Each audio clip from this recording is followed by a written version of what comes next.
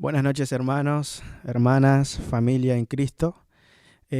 Bueno, espero que estén bien en sus casas. Bienvenidos a la reunión virtual, sí, de este domingo. Bueno, espero que sea de bendición y bueno, en este momento vamos a cantar a Dios, sí, vamos a alabar a Dios y bueno, espero que cada uno de ustedes puedan estar alabando al Dios que tenemos de nuestro lado y bueno, espero que sea de bendición para cada uno de ustedes y sí. Se los extraña un montón, hermanos, a cada uno de ustedes. Pero bueno, solo Dios sabe cómo son los tiempos y debemos tener fe, ¿sí? Así que simplemente que podamos estar bendecidos en esta noche y podamos cantar a Dios y escuchar su palabra, ¿sí?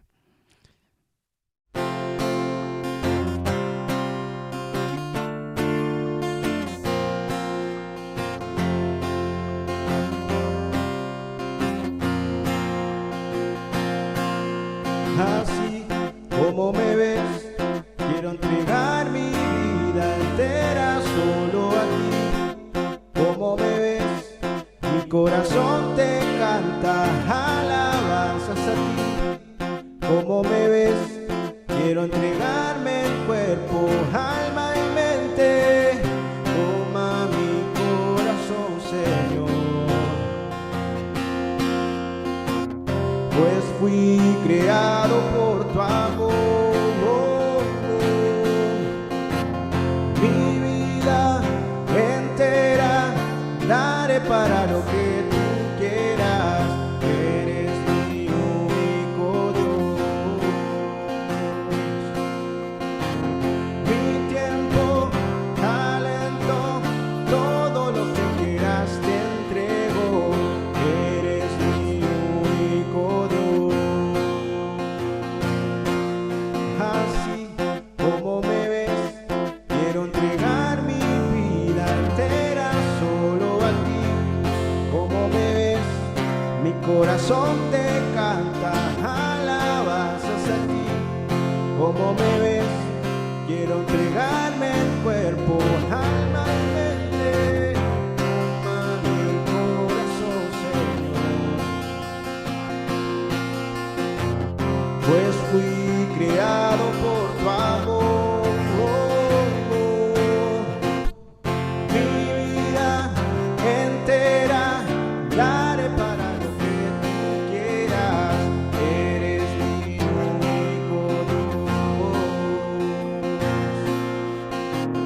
Mi tiempo, talento, todo lo que quieras te entrego. Eres mi único Dios. Eres mi único Dios. Eres mi único Dios. Eres mi único Dios. Eres mi único Dios. Eres mi único Dios. Eres mi único Dios. Mi vida entera daré para lo que tú quieras. Eres mi único Dios. Mi tiempo, talento, todo lo que quieras te entrego. Eres mi único Dios. Mi vida entera daré para lo que tú quieras. Eres mi único Dios. Mi tiempo, talento, todo lo que quieras te entrego. Eres mi único Dios. Eres mi único Dios. Eres mi único Dios. Bueno, hermanos, espero que haya sido de bendición para cada uno de ustedes y bueno, nuevamente animarlos a que puedan cantar en sus casas, poder alabar a ese Dios que tenemos a nuestro lado y poder sentir ese gozo espiritual. ¿Sí? Ahora podamos preparar nuestros corazones a través de la oración y podamos escuchar lo que hoy Dios quiere para nosotros en este momento. Vamos a dar lugar al mensaje. Muy buenas noches, queridos hermanos y hermanas, y a todos los que nos escuchan. Realmente es una gran bendición poder llegar a lo que es con la palabra de Dios mediante este medio. Y vamos a estar orando para poder empezar este tiempo de meditar su palabra. Oremos. Padre Celestial, grande eres tú, Señor, misericordioso, lleno de amor. Te pido, Señor, que tú puedas siempre guiarnos, protegernos en este tiempo. Y que, Padre Celestial, tú puedas siempre abrir nuestros corazones y que tú me des la sabiduría, Padre, para que pueda exponer tu palabra. Dios mío, sabemos que estamos pasando momentos muy difíciles, Señor, pero descansamos en tus promesas de que tú nos sostienes en tus manos, Señor. Padre amado, gracias, Señor, por cada uno de mis hermanos que nos está viendo o que nos está escuchando, Señor. Bendice sus vidas. Todo esto, Padre, te lo encomendamos en el nombre de Jesús, Padre amado. Amén. Realmente es una gran bendición poder dirigirme a ustedes en esta noche y el título del mensaje que les quiero compartir es Fe en medio del dolor. Vamos a abrir nuestras Biblias en Mateo capítulo 11, versículo 1 al 6. Mateo capítulo 11, versículo 1 al 6. Pero mientras vayan buscando en sus casas, quiero hacer una breve introducción de John Hus. Quizás pocos conocemos acerca de la historia de este hombre, pero fue un gran precursor de la iglesia protestante. Nació en el año 1369 de una familia muy humilde, quedó huérfano y desde su infancia fue instruido lo que es en la fe católica. Fue ordenado como sacerdote a muy temprana edad y también fue catedrático de la Universidad de Teología y escribió muchos escritos, y entre ellos uno de los más conocidos es Eclesía, donde menciona ahí que Cristo es la cabeza de la iglesia y no así lo que es el sacerdote o el papado ni los cardenales. Y ahí se armó una gran polémica. Criticó también lo que es la venta de las indulgencias y la inmoralidad en la iglesia. La iglesia católica hizo un gran concilio en lo que le obligaron, a retractarse de lo que él había escrito y lo que él había manifestado. Pero John Hus se negó a poder retractarse y más bien se mantenía firme. Viendo todo eso, la iglesia católica lo quitó el cargo del sacerdocio, lo destituyó de su cargo y lo sentenciaron lo que es a la hoguera. Mientras las llamas del fuego consumían su cuerpo, John Hus cantaba al Señor y él depositaba toda su confianza en aquel Cristo a quien él había defendido. Vamos a ver nuestras Biblias en Mateo capítulo 11, versículo 1 al 6. Dice: los mensajeros de Juan el Bautista. Cuando Jesús terminó de dar instrucciones a sus 12 discípulos, se fue de allí a enseñar y a predicar en las ciudades de ellos. Y al oír Juan en la cárcel los hechos de Cristo, le envió 2 de sus discípulos para preguntarle: ¿eres tú aquel que había de venir, o esperamos a otro? Respondiendo Jesús les dijo: id y haced saber a Juan las cosas que oís y veis. Los ciegos ven, los cojos andan, los leprosos son limpiados, los sordos oyen, los muertos son resucitados, y a los pobres es anunciado el Evangelio.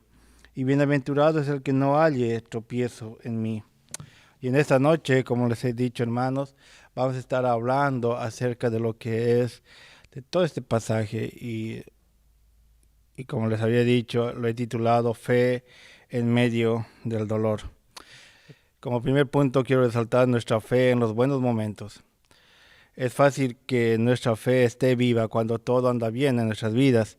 Si vemos en el libro de Lucas, en los primeros capítulos que hace mención acerca de la historia de Juan el Bautista. Y podemos ver que Juan fue de un nacimiento milagroso, donde Elizabeth era estéril y Dios permitió que Juan pueda nacer en ese seno, en la familia de Zacarías y Elizabeth. Y al mismo tiempo el ángel Gabriel anunciaba lo que era el nacimiento del Salvador, que María iba a tener en su vientre al Hijo de Dios. Fue realmente un nacimiento milagroso de Juan el Bautista, acompañado de aquel niño que iba a traer la salvación al mundo, el Hijo de Dios. Y cuando ya estaba a la edad de los 30 años, el libro de Lucas 3:14 hace mención de que él estaba predicando en el desierto y preparando el camino de lo que es de Cristo. Dice, y que muchos fueron bautizados por él, y que no solamente los judíos, sino también los soldados romanos encontraban lo que era la salvación, y parte de este mensaje les llegaba lo que era a sus corazones. Y también podemos ver en Mateo 3:14 al 17, que dice lo siguiente, hermanos: mas Juan se le oponía diciendo, yo necesito ser bautizado por ti, y tú vienes a mí. Pero Jesús le respondió, deja ahora, porque así conviene que cumplamos toda justicia.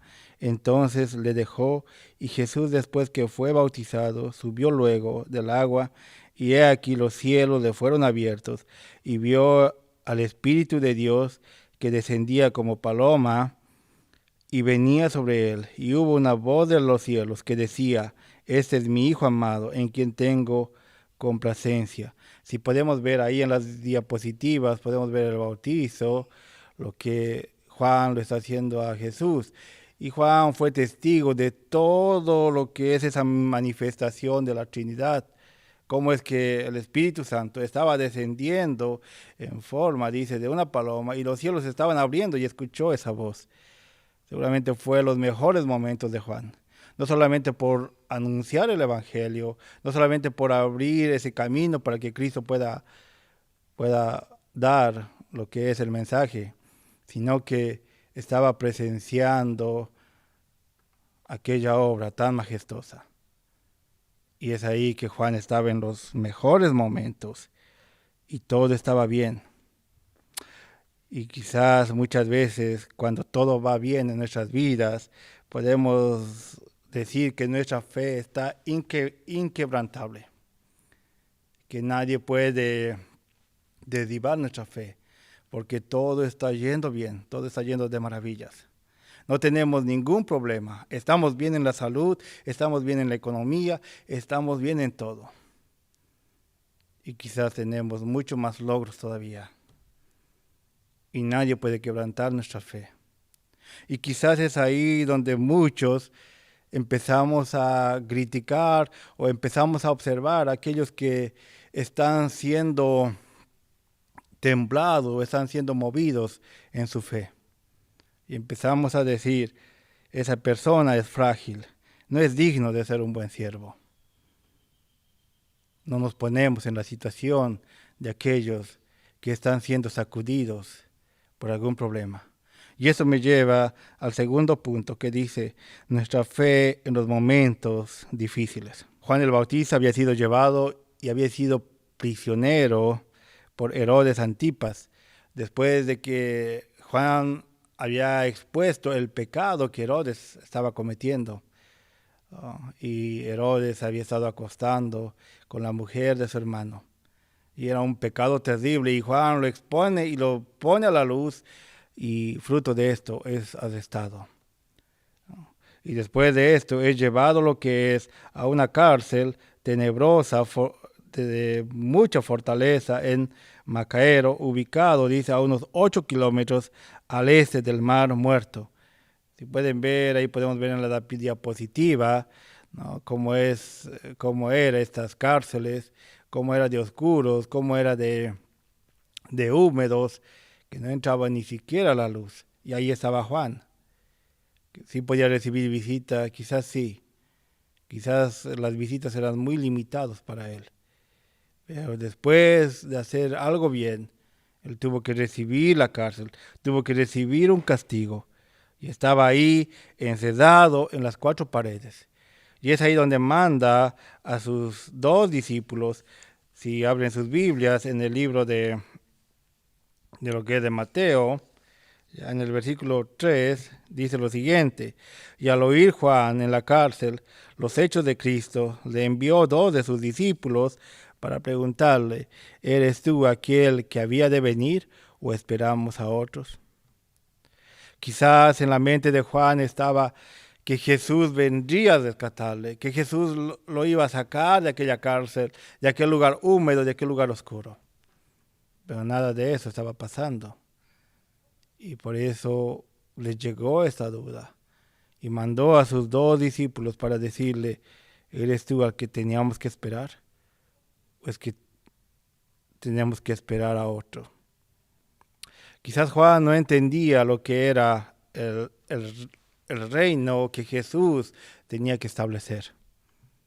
Quizás Juan, en su mente finita, él decía de que Jesús tenía que venir y tenía que rescatarlo. Pero fue todo lo contrario. Porque los judíos esperaban quizás a un Salvador que vendría con justicia y con gran hacha para poder destruir aquel árbol que no iba a dar frutos. Quizás en la mente de Juan estaba también esto, de que iba a venir el Mesías con toda la justicia y iba a destruir a todos aquellos malos. Pero no fue así. Más bien Jesús fue todo lo contrario. Enseñó sobre el amor a los enemigos. Enseñó sobre la humildad. Enseñó sobre la mansedumbre. Aunque vengan contra ti, tú debes de actuar con mansedumbre. Enseñó sobre la pacificación. Enseñó sobre el amor al prójimo. No solamente entre judíos, sino también el amor al prójimo para con todos. Y lo más importante, y que quizás muchos no lo entendieron, cuando Jesús decía de que tú debes de obedecer a las autoridades. Cuando les decía dar al César lo que es del César y dar a Dios lo que es de Dios. En ningún momento Jesús dijo: hay que rebelarse contra el imperio romano o hay que ir y hay que sacarlos de todo el gobierno. Su mensaje era de paz. Y quizás Juan no entendía lo que estaba pasando. Juan no entendía lo que estaba pasando en la prisión. No sabía lo que realmente, el por qué seguía ahí. Y quizás Juan no entendía de que el reinado de Cristo, el reinado de Jesús, no se iba a manifestar en ese tiempo. De que su reinado iba a ser más celestial, más espiritual. Pero quizás Juan y algunos judíos, y en sí la mayoría, querían ver que el Mesías podría poner un alto a todo este gobierno que estaba haciendo abusos, aquel gobierno de los romanos. Cuán difícil es mantener nuestra fe inquebrantable en medio de una crisis, en medio de una enfermedad, en medio de falta de trabajo o falta de economía. Qué difícil es mantenerse estable cuando tenemos esta crisis en nuestras vidas. Y es ahí quizás donde muchos van poniéndose tan frágiles y van quebrándose. Y otros van renunciando a su fe. Muchos piensan que están solos y que no hay salida. Así como Juan, que estaba en un cuarto oscuro, en un cuarto húmedo y con unas rejas. Y que pensaba que Jesús lo había olvidado. Cuando estaba en el seminario, allá en Cochabamba, y de repente surgió una pregunta del profesor que nos decía lo siguiente: ¿será que es malo decirle a Dios, ¿por qué me pasa este problema? Y muchos de los compañeros que estaban ahí empezaron a decir, sí, porque no podemos cuestionarlo a Dios lo que realmente nos pasa. Él es soberano de todo. Y en sí la mayoría dijimos eso. Pero el profesor nos dijo, cuando estamos pasando momentos muy difíciles, momentos críticos, no es malo. Porque quizás Dios quiere que tú puedas encontrar esa paz en medio de todas esas palabras. Porque quizás Dios quiere que tú te puedas desahogar ante Dios en su regazo. No es malo cuando tú le dices, Señor, ¿por qué me pasa esto? Al menos si tú en tu vida estás yendo bien. Y si hay algo que está pasando, no es malo que tú puedas acudir ante Dios y puedas decirle, Señor, ¿por qué me pasa esto? Dios quiere ver cómo tú estás realmente, cómo tú te sientes. Jesús estaba viendo lo que le estaba pasando a Juan. Quizás fue los momentos más difíciles que Juan estaba atravesando. De ser un hombre libre, de estar lo que es en el desierto y predicando a toda esa multitud. Ahora estaba en la cárcel encerrado y con una sentencia de muerte. Jesús estaba comprendiendo aquellas palabras de los mensajeros. Y eso me lleva a lo que es al tercer punto, que dice, fe en medio de la muerte. Cuando los dos discípulos llegaron ante Jesús y le empezaron a dar todo este mensaje, y le empezaban a decir si era él al quien debían de esperar, en ningún momento se enfadó o les recriminó Jesús a los discípulos, porque entendía cómo estaba Juan. Y es ahí donde les va expresando, con esas palabras de amor y de compasión hacia Juan. Y si abrimos nuestras Biblias en el libro de Isaías, en el capítulo 35, versículos 5 al 6, dice lo siguiente: entonces los ojos de los ciegos serán abiertos, y los oídos de los sordos se abrirán. Entonces el cojo saltará como un ciervo, y cantará la lengua del mudo. Y va continuando, pero quiero llegar solamente hasta esa parte nada más. Y en Isaías 61:1, si vamos más adelante, también hace referencia a lo que Cristo iba a hacer. Dice, el Espíritu de Jehová, el Señor, está sobre mí, porque me ungió Jehová. Me ha enviado a predicar buenas nuevas a los abatidos, a vendar a los quebrantados de corazón, a publicar libertad a los cautivos y a los presos apertura de la cárcel. Jesús en otras palabras le estaba diciendo, Juan, ¿recuerdas aquella profecía? ¿Recuerdas aquella profecía que tú mismo lo aprendiste? Que cuando yo iba a venir, los ciegos iban a ver, los sordos iban a escuchar, los cojos saltarían. Y yo iba a predicar a aquellos abatidos de corazón, aquellos desprotegidos, aquellos quebrantados. Ya te olvidaste, Juan.